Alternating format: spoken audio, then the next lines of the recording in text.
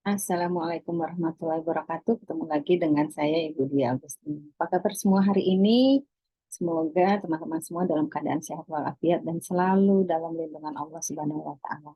Baik, tetap semangat mencari ilmu karena manusia yang berubah adalah manusia yang hari ini lebih dari hari kemarin ya. Insya Allah hari ini kita akan belajar tentang PPOK atau COPD. Nah, ini dua hal yang sama ya teman-teman ya. PPOK bahasa Indonesianya, COPD bahasa Inggrisnya ya. PPOK adalah penyakit paru obstruksi kronik ya, atau chronic obstruction pulmonal disease atau COPD. Baik, di sini kita akan belajar tentang definisi, etiologi, tanda dan gejala, pemeriksaan penunjang, tata laksana, dan diagnosa keperawatan. Ya. Baik, dari definisi apa sih itu PPOK ya? PPOK atau COPD ini merupakan penyakit paru-paru yang berlangsung lama nih teman-teman ya, dan ditandai oleh peningkatan retensi terhadap aliran udara sebagai gambaran patofisiologi.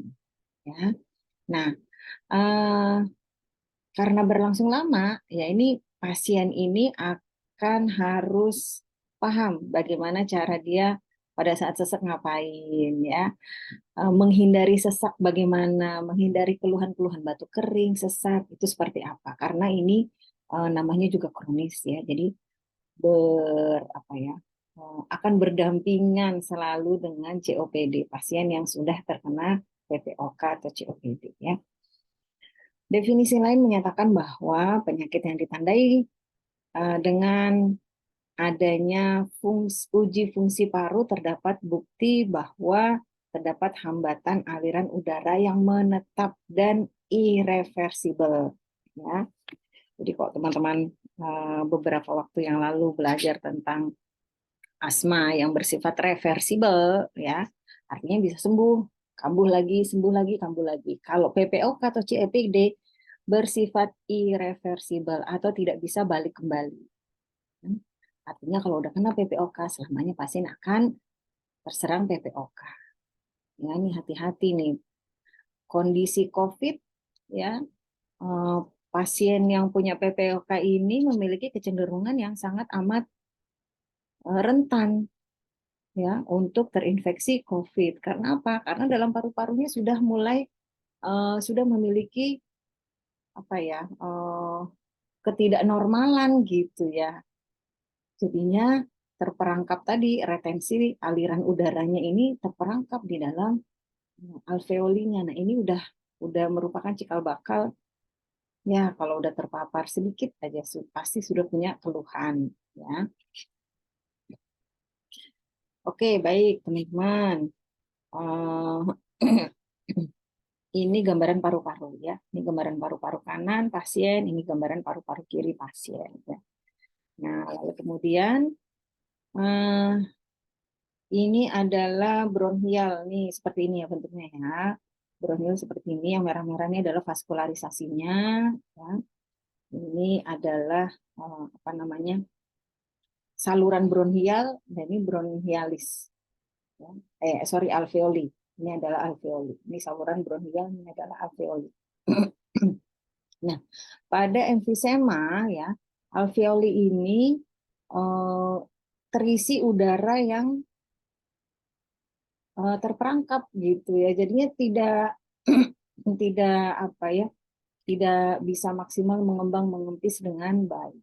Ya, karena ada beberapa alveoli yang menyimpan ya atau resisten terhadap udara tadi, aliran udara resisten ya, jadi nggak mampu menerima aliran udara, hembusan angin atau aliran udara ini dengan maksimum. Jadi pasiennya sesak. Nah, baik, sebelumnya kita akan belajar tentang derajat atau klasifikasi PPOK. Ya. Oke, derajat 0 ini normal ya. Pasien yang memiliki resiko ya. Pasien yang memiliki resiko PPOK ini kita masukkan kategori derajat 0 ya. Ada batuk, ada sekutum juga, tapi faal parunya atau fisiologi parunya masih oke, masih normal ya. hasil spirometrinya juga masih normal ya. Untuk derajat 1 PPOK ya ini klinisnya pasien mengalami batuk yang nggak sembuh-sembuh atau batuk kronik. Ya, biasanya pasien kalau misalnya batuk nggak sembuh-sembuh kan curiganya TB ya. Nah, kecurigaan lain adalah PPOK. Ya, ketika hasil TB-nya negatif, ya, hasil mantuknya negatif, berarti kita curiga adanya PPOK. Nah, PPOK ini juga berbeda gambaran ronsennya atau radiologi parunya, radiologi toraknya berbeda PPOK dengan TB paru. Ya, jadi bisa langsung diproses dengan pemeriksaan penunjang. Maka batuk kronis ini mengarah ke TB paru atau PPOK. Kalau kemudian tanda yang lain pada derajat 1 atau PPOK ringan adalah produksi sputum ada tapi nggak sering gitu ya. Pasien tidak menyadari bahwa fungsi parunya sudah menurun ya. Adapun fungsi parunya ini VEP satunya ya kurang dari 70%. Jadi kemampuan menangkap oksigen di dalam alveolinya kurang dari 70% ya, serta PEP-nya lebih dari atau sama dengan 80%. Lalu kemudian di derajat 2 atau derajat sedang ditandai dengan pasien sudah mulai sesak nih. Ya, pasien sudah mulai sesak saat beraktivitas. Ya, nah biasanya kalau udah kayak gini udah mulai panik pasiennya ya. Batuk dan produksi sputum kadang-kadang pasien mulai memeriksakan kesehatan ya karena tadi kepanikannya gitu. Kalau yang pertama kan hanya batuk kronis saja ya, sputumnya juga jarang-jarang gitu. Nah, kalau yang derajat sedang ini sudah mulai pasien sudah mulai panik dan memeriksakan kesehatan. Dengan karakteristik faal parunya ya VEP satunya kurang dari 70% dan VEP prediksinya antara 50% sampai 80% ya pastinya. Lalu kemudian derajat 3 atau PPOK berat, ini pasien sudah mulai sesak berat nih ya. Sudah mulai penurunan aktivitas. Yang tadinya bisa naik tangga, ini udah nggak bisa naik tangga. Ya, naik tangga 1 lantai aja udah sesak. Rasa lelah yang amat sangat, kemudian muncul serangan eksaserbasi makin sering. Apa sih eksaserbasi? Nanti di slide selanjutnya akan kita jelaskan tanda gejala eksaserbasi apa saja yang muncul ya. Lalu berdampak pada kualitas hidup pasien. Nah, ini sudah mulai dampak kualitas hidup pasien. Kalau misalkan pasiennya masih aktivitas bekerja, lalu kemudian terserang PPOK, tentu saja tidak bisa maksimal bekerja. Nah, ini derajat 3 ini sudah mulai mengganggu kualitas hidup pasien. Ya. Dengan karakteristik faalnya antara 30 sampai 50%. Jadi mulai menurun ya. Nah, derajat yang paling tinggi adalah derajat 4. Ya. Semua gejala di atas ya, artinya ada batuk kronis, ada sesak, penurunan aktivitas, produksi sputum, cepat lelah, ditambah dengan tanda gagal nafas atau gagal jantung kanan, serta adanya kondisi ketergantungan pada oksigen. Nah, ini udah derajat yang parah lah ya, derajat paling tinggi. Jadi pasien kalau udah kayak gini, dipulangkan dari rumah sakit pun harus punya alat-alat yang lengkap, ya, alat oksigen lengkap, nebulizer, ya semuanya harus ada dan tersedia di rumah. Ya. Lalu kualitas hidup pasien mulai memburuk ya, hanya bisa aktivitas di tempat tidur. Anjurkan pasien untuk berbaring atau lokasi tempat tidur ini berdekatan dengan kamar mandi, ya, karena jalan 10 meter aja udah capek banget. Anjurkan juga kamar mandinya untuk ada tempat duduknya. Jadinya mandi pun sambil duduk karena nggak kuat berdiri lama. Ya, jadi kualitas hidup pasien ini sangat. Baik, jika muncul eksaserbasi, nah ini dapat mengancam jiwa pasien atau bisa mengalami kematian. Nah, ini kurang lebih VEP1-nya kurang dari 30% atau kurang dari 50% plus adanya gagal nafas kronis. Nah, etiologinya, kenapa sih kok bisa PPOK gitu? Ternyata etiologinya ini bisa karena alergen, bisa karena infeksi saluran pernapasan, bisa karena olahraga atau aktivitas berat, Bisa karena obat-obatan, beberapa obat-obatan yang saya rekam ya, bahwa dapat menimbulkan atau memicu terjadinya PPOK. Ada penisilin, salisilat, beta blocker, kodein, dan ada polusi udara dan lingkungan kerja. Ya.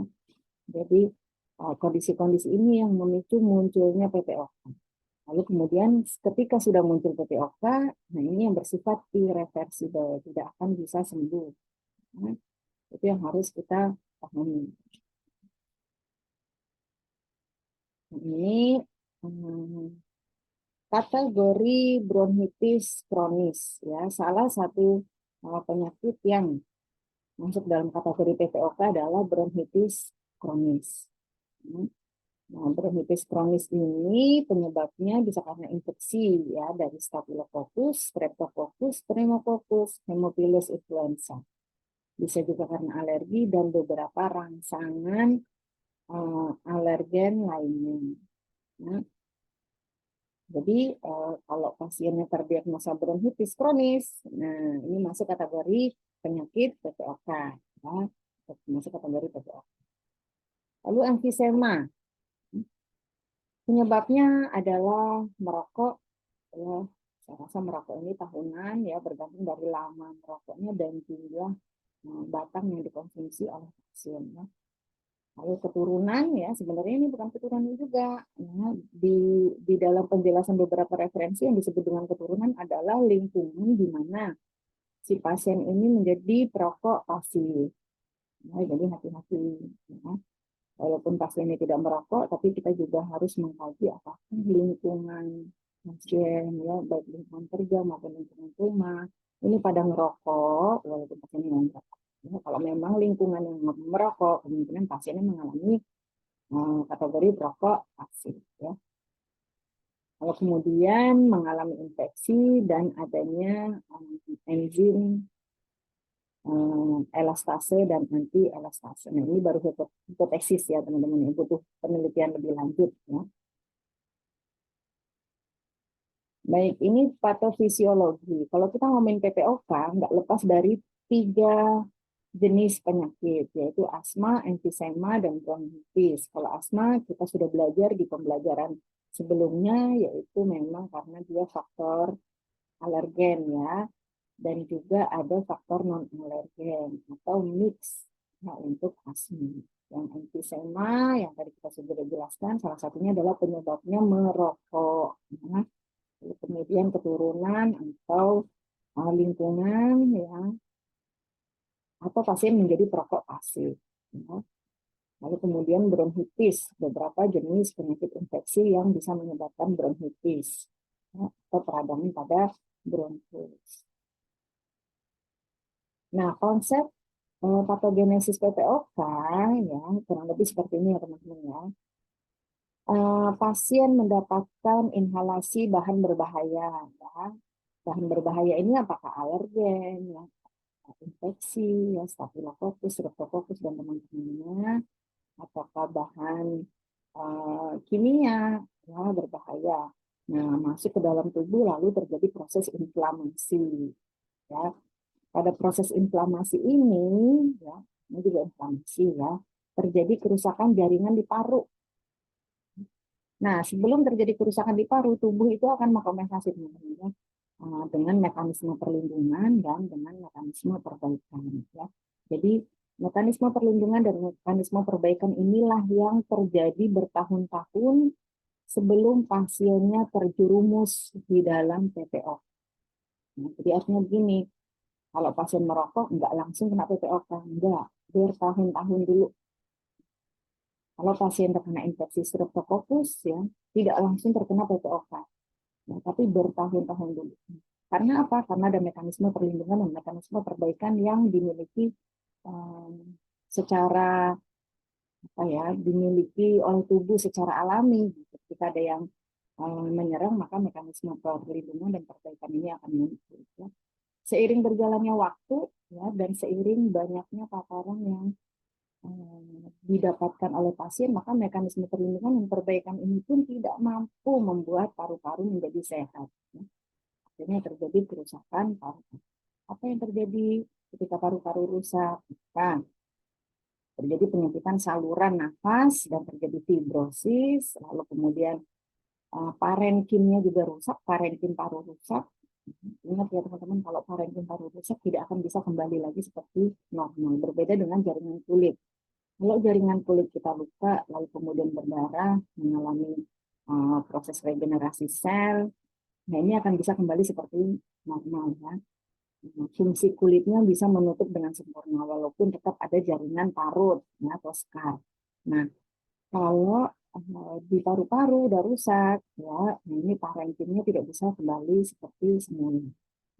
Jadi secara fungsional paru pun sudah nggak berfungsi, sudah menurun gitu ya. Jadi paru-parunya sudah menurun. Hal yang lain terjadi ketika terjadi kerusakan paru-paru adalah hipersekresi mukus. Nah, ini salah satu tadi tanda ya bahwa pasiennya mengalami hipersekresi mukus. Jadi paling mukusnya banyak dikeluarkan dari tubuh pasien.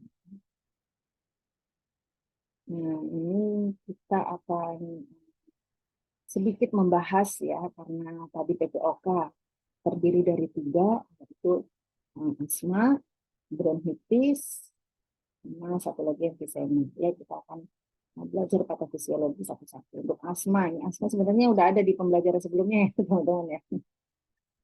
Asma ini diawali oleh alergen, lalu sensitizer, virus, atau polusi udara masuk ke dalam tubuh sehingga terjadi inflamasi. Sebelum terjadi inflamasi sebenarnya ada satu proses lagi, yaitu pertemuan antara antigen antibodi.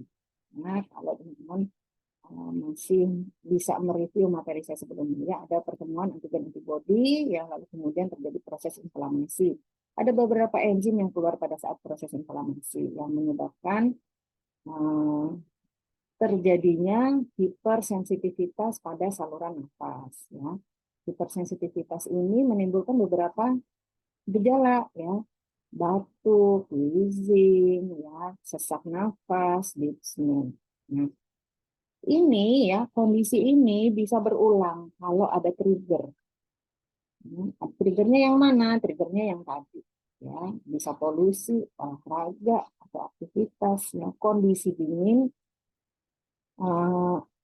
SO2, ya, dan beberapa partikel yang bisa menjadi pemicu ya munculnya kembali asma. Ya, jadi asma ini reversibel, berbeda dengan yang dua temannya tadi nanti ya, bronkitis dan emfisema yang ini reversibel.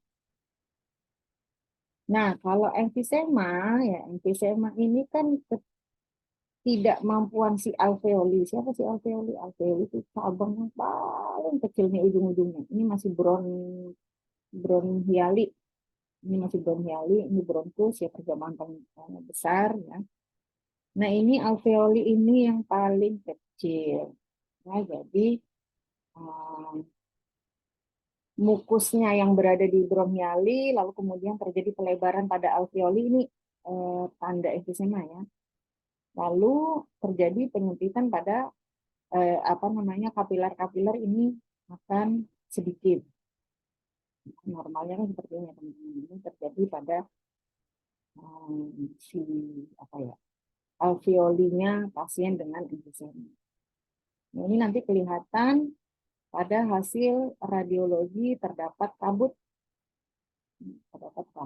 ya, pada bagian distal paru. Nah, kalau bronkitis seperti apa ya? Ini bronkitis diawali oleh infeksi virus ya. Jadi Streptococcus, pneumococcus masuk dulu ke dalam tubuh manusia ya, khususnya pada saluran pernapasan. Jadi si kumannya masuk dulu, lalu kemudian masuk saluran pernapasan, dan ini masuk sel mukosa dan sel silia, berlanjut masuk ke dalam lebih dalam lagi sampai ke bronhiali ya. Nah, ini menginfeksi saluran nafas bagian bagian bronhiali yang kita sebut dengan bronkitis. Jadi beda ya penyebabnya antara 3 tadi. Kalau asma karena alergen, kalau bronkitis karena infeksi, Kalau emfisema karena kerusakan pada alveoli. Kerusakan pada alveoli ini bisa disebabkan karena merokok yang berkepanjangan. Baik, ini tanda dan gejala, ada trias PPOK. Ya, smoker, cough, batuknya si perokok itu khasnya kering ya.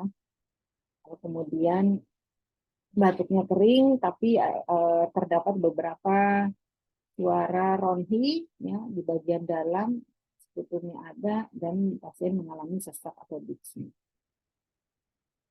Nah, ini gejala eksaserbasi akut yang tadi kita bahas di awal. Apa sih eksaserbasi? Ya. Berikut adalah tanda gejala eksaserbasi. Pasien mengalami peningkatan volume sputum, ya, sputumnya makin banyak. Wah, ini pasien mengalami eksaserbasi nih ya. Kalau ternyata selama perawatan sputumnya makin banyak. Ya. Lalu mengalami perburukan pernafasan ya, secara akut. Dada terasa berat, terjadi peningkatan purulen sputum, ya kekentalan sputum ini makin kental, ya terjadi peningkatan kebutuhan bronchodilator, ya tadinya bronchodilatornya kasih ventolin, apa namanya, bisofon misalkan nebunya 1 kali 1, ini kurang 1 kali 1 per hari, ya akhirnya ditambahkan 3 kali 1 per hari. Ini salah satu tanda gejala pasien mengalami eksaserbasi. Ya. Pasien lesu dan lelah, penurunan toleransi terhadap aktivitas, ya, dan cepat rentangnya. Ada laporan dari pasien, suster, saya biasanya ke kamar mandi nggak tersengal-sengal, nafasnya kok sekarang jadi tersengal-sengal ya. Ini laporan yang patut kita catat, patut kita jadikan apa keluhan utama bahwa pasiennya mengalami eksaserbasi akut. Bagaimana dengan tanda dan gejala PPOK berat? Pasiennya mengalami sianosis, gagal respirasi atau gagal nafas, bisa terjadi gagal jantung, edema perifer ya, jadi di dalam perifernya itu mengalami edema atau pembengkakan ya. Plethoric complexion, yaitu pasien menunjukkan gejala wajah yang memerah yang disebabkan oleh polisitemia dan eritrositosis. Nah, ini gejala berat pada PPOK. Langsunglah laksana pindahkan ke ICU karena ada kemungkinan pasiennya gagal nafas sehingga butuh alat ventilator. Nah, pemeriksaan penunjangnya ini yang sudah tentu pasti kita lakukan adalah radiologi torak atau foto ronsen torak ya. Dengan hasil biasanya ada kabut di sekitar distalnya si paru-paru pasien. Ya. Lalu kita cek spirometri dan cek lab analisa gas darah. Ya. Bagaimana dari hasil AGD ini kita akan bisa melihat bagaimana oksigenasi pasien hingga sampai ke perifer. Ya. Apakah saturasinya berkurang? Apakah PO2-nya cukup? Nah, ini terlihat dari hasil AGD. Baik, kita laksana. Nah, karena penyebabnya merokok, berarti mau nggak mau pasiennya harus berhenti merokok. Ya. Kemudian untuk mengatasi bronkospasme, kita berikan bronchodilator dalam bentuk aminofilin dan adrenalin. Nah, jadi ini farmakoterapinya ya teman-teman ya. Berikan bronchodilator. Bronchodilator itu pelebaran bronkus, saluran pernapasan. Jadi nanti efeknya saluran pernapasan akan meningkat. Pengobatan simptomatik yaitu pengobatan sesuai dengan tanda gejala yang dialami oleh pasien atau keluhan pasien ya, dan penanganan komplikasi. Komplikasinya juga kita harus tangani, jangan sampai komplikasinya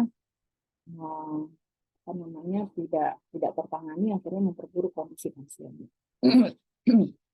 Lalu pemberian oksigen dengan aliran lambat 1-3 liter per menit.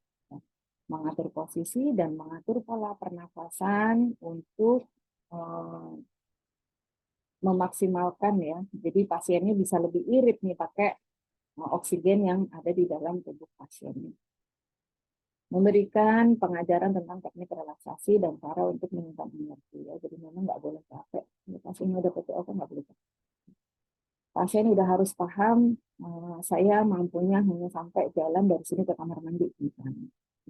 Jadi ketika dari sini ke kamar mandi udah nggak bisa jalan, ngos-ngosan, nah itu harus lapor. Harus lapor ke keluarga untuk kemudian keluarga membawa pasien ke rumah sakit. Berarti mengalami eksacerbasi. Atau pasien dengan PPOK ringan, ya, masih bisa beraktivitas. Tapi kalau naik tangga udah sek-sekan, makanya jangan naik tangga. Tapi suatu hari pasiennya hanya aktivitas biasa seperti mandi, ya, ke dapur, ya, itu udah sesek, maka harus dilaporkan ke keluarga untuk kemudian dibawa ke rumah sakit. Tapi pasien mengalami perburukan PPOK. Jadi ini pasien harus paham ini, saya toleransinya sampai semana sih beraktivitas. Untuk tindakan rehabilitasi, ya, kita berikan pasien kegiatan fisioterapi, ya, terjadwal dari rumah sakit, lalu latihan pernapasan efektif, latihan dengan beban olahraga tertentu. Nah, ini tertentunya berbeda-beda dengan antar pasien. Vocational suicide, ya, ya kalau bisa ya kerjaannya ada beberapa yang diberhentikan, ya. Lalu pengelolaan psikososial yang tadinya aktif, ngobrol nih bapak-bapak biasanya, ya, sambil ngerokok ngobrol dari bisa sampai jam 12 ini harus dikurangi, ya, untuk saving energi. Nah, jadi ketika pasien dengan PPOK ini kelelahan, maka akan muncul sesak. Nah, baik, ini diagnosa keperawatan yang mungkin muncul pada pasien dengan PPOK. Ya, ketidakefektifan bersihin dalam nafas berhubungan dengan mukus yang berlebih, batuk yang tidak efektif. Gangguan pertukaran gas berhubungan dengan ventilasi perfusi, serta ketidakefektifan pola nafas berhubungan dengan keletihan otot pernapasan, penggunaan otot bantu pernapasan. Ini diagnosa yang kemungkinan besar muncul pada pasien dengan PPOK. Ya. Sekali lagi bergantung pada PPOK yang dialami oleh masing-masing pasien yang berbeda, ya. Misalnya PPOK-nya baru nih, baru derajat 1, ya, kemungkinan belum terjadi gangguan pertukaran gas. Ya. Atau PPOK-nya udah derajat 3 atau derajat 4. Nah, kemungkinan semua diagnosa ini bisa muncul, ya, begitu ya teman-teman, ya. Baik, itu saja yang bisa saya sampaikan, ya. Semoga materi ini bisa menjadi stimulus untuk teman-teman mencari tahu lebih banyak tentang PPOK. Ya, silakan teman-teman membaca referensi yang lain terkait dengan PPOK, karena berbeda referensi pastinya isinya berbeda. Ya. Ada beberapa penambahan materi, ya, itu yang harus kita pelajari supaya kita kaya dengan referensi yang ada. Ya. Baik, itu saja teman-teman. Ya, mohon maaf jika ada kesalahan dari saya. Terima kasih. Sampai ketemu lagi di materi selanjutnya. Wassalamualaikum warahmatullahi wabarakatuh.